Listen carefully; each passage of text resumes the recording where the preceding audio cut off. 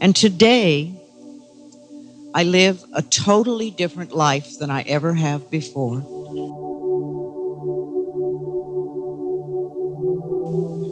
My thinking is completely different. Abusive men do not know I exist. I'm no longer sending out those signals. And I rejoice in all that is going on in my life. I'm in my 69th year now, and I'm going to be 70 in October. And among other things, I'm becoming very interested in how we age and why. And I know that at the moment we're in the process of a lot of evolutionary changes. See, life comes in waves and learning experiences and evolutionary changes. And we're in a large period of evolution now. And I see my own work now moving in two directions. One, to work with women and really bring them up to where they belong. And the other is to work with elders and seeing that we do not have to age in the way we used to age. See, it's all consciousness, it's all belief systems, it's society belief systems and our individual belief systems. But these are only thoughts and customs, and they can be changed. I know that many of you in this audience today have read some of my books or listened to the tapes or have read other books and tapes and have taken responsibility for your life and have made changes. See, first of all, I really want to help the women. I want to see that all women have self-love, self-worth, and self-esteem. You know, it's interesting. Up until the 1970s, the only ending you ever put with the word self was like selfish. And for centuries, if anyone wanted to do any work on themselves to improve their own life, they were told they were selfish. And therefore, they couldn't do it.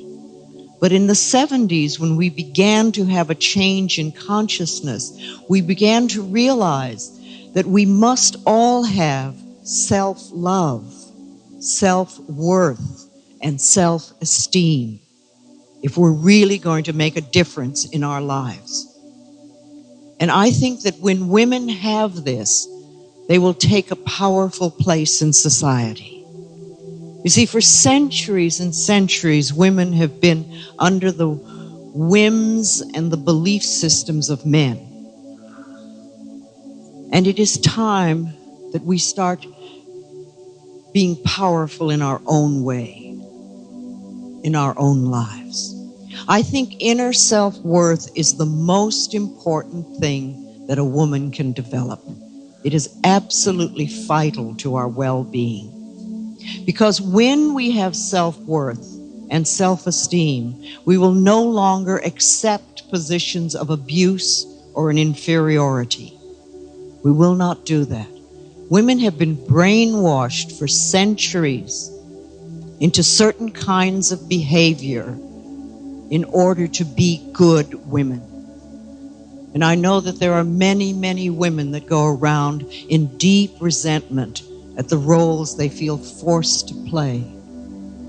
And many times, illness is their only way to get a rest. Some people would even die to get rest. And I think it's time we stop that. But you see, no matter where we came from, no matter what the family rules were, no matter how abused we were as children, we women can learn to love and cherish ourselves today. The same thing goes true for men, but I'm talking about women right now. You see, because when we learn to love and cherish who we are, then as mothers, as women and mothers, we will automatically pass this on to our daughters and our daughters' daughters and their granddaughters. And our daughters will no longer accept abuse, and our sons will have respect for everyone, including all the women in their lives. And as women have self-esteem and pass this on to their children, then their children and their children's children will not need to go through the diminishment and the self-abuse and the abuse that so many women go through now, and our mothers have gone through, and our grandmothers and their grandmothers. It is time to make changes.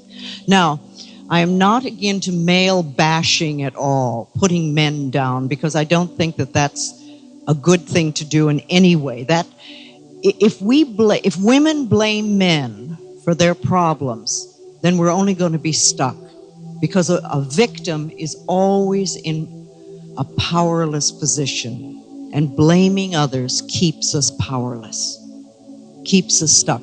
I have tremendous compassion for men, because men too are stuck in their roles, and they carry enormous burdens and a lot of problems. You know, when you think of it, little boys are taught not to cry and not to have feelings.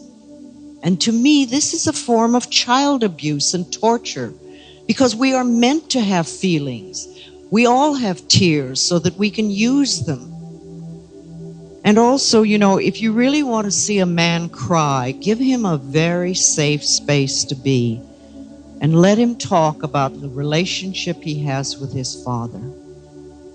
So many times you will hear the regret and the sadness for what might have been and wasn't, and all the things that could have been said, and the many times they wanted to hear "I love you" and didn't. So we all carry our burdens and our problems.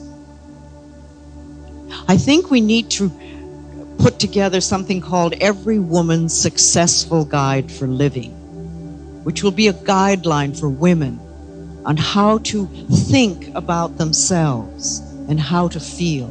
And it will create a new paradigm for women. I think it's important that we strengthen the ties between women all over the planet and support and encourage each other in every way that we can.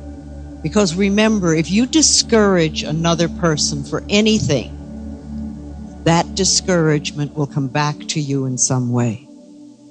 But if we support and encourage each other, then life in turn will support and encourage us.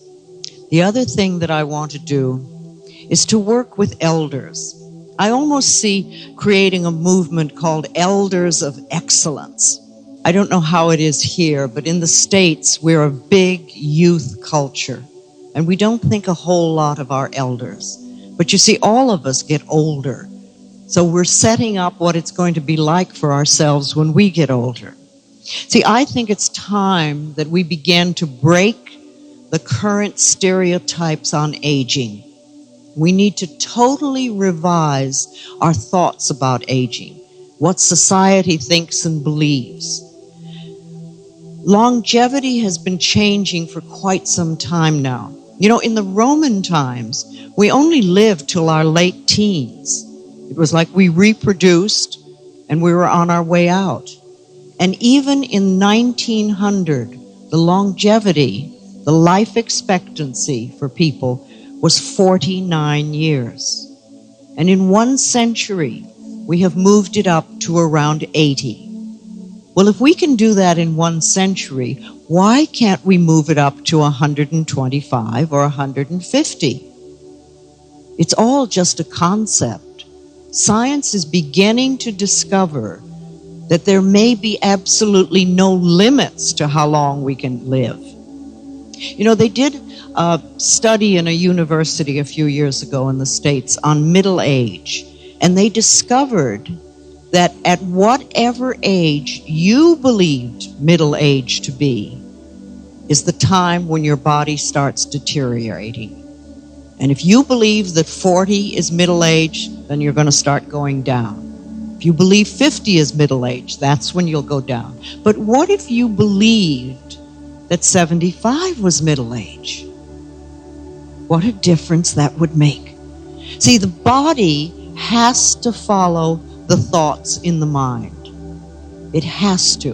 The thoughts we think and the words we speak are incredibly powerful. So we're in the middle of enormous evolutionary changes right now. Women rising to power and elders living much, much longer lives. You see, we're all going to grow older, all of us. But we have choices on how we do this. The only people who won't grow older are the people who die. But if we grow older, do we want to age happily or do we want to age miserably? You know that expression that, oh, I'm too old to do this.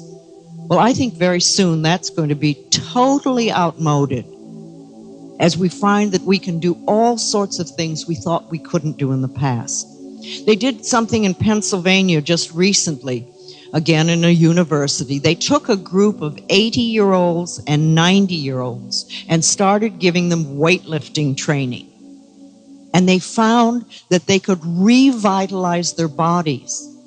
You know, so much of the disability that goes with old age comes from years of not using our bodies, just sitting or shuffling across the room. And by having weightlifting exercises, their whole bodies were revitalized. And they noticed that the 90-year-olds, in 2 months, they could triple their strength. Well, you know, when you start to feel that you have power again, it does wonderful things for your mind. It's youthening on every level. And there's a group of women in Dallas, Texas. They call themselves the Steel Magnolias. And they're 65 to 85. And they're a karate group. And they go around and do karate demonstrations to show people what women of any age can do.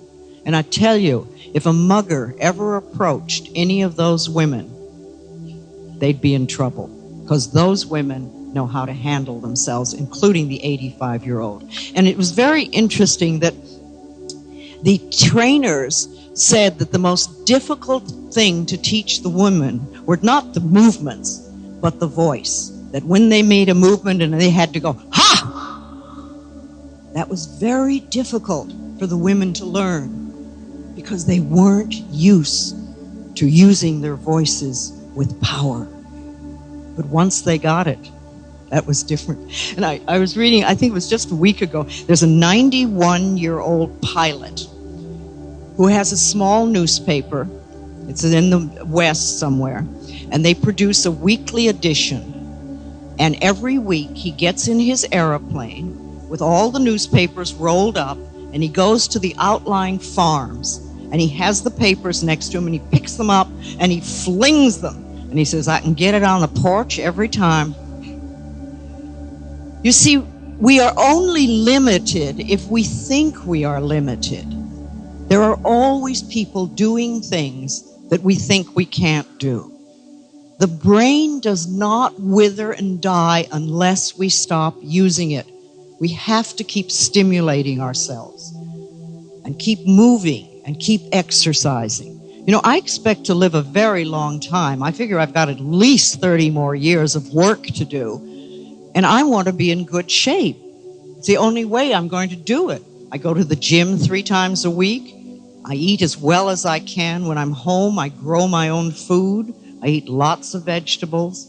I want to take care of myself mentally and physically so that I can keep moving with agility to my very last day. You know, they've done a lot of research on elders, but unfortunately, it's all been on sick people. What's wrong with people? And I think it's time that we start doing some in-depth studies on older people who are happy, healthy, fulfilled, and really enjoying life. Because when we study these people, then we will learn how we can all do it. Unfortunately, pharmaceutical companies do not make money on healthy people. So somebody else is going to have to do the research. You see, soon we're going to have more older people than we've ever had before, and it's time that we reshape our thinking. We must reshape our thinking and everything concerned with that. We've got to sort of unplug ourselves from society's concept of aging, the current concepts. We must, because I think that we can make the second half of our life even more wonderful than the first. But we must create a conscious ideal of what this is going to be so that we can aim for it. You see, too many people equate age with poverty and sickness and loneliness and being frail. And if we look around us and see a lot of that, that is because this is what we have created by our past belief thinking.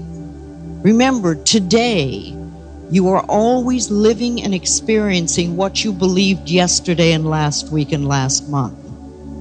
But what you are choosing to believe and think today will create tomorrow and next month and next year and your future. So we can always make our changes now. But I agree, it is not, there's no point in living a long time until we can really accept and believe that we are greatly responsible for our health and our dis-ease.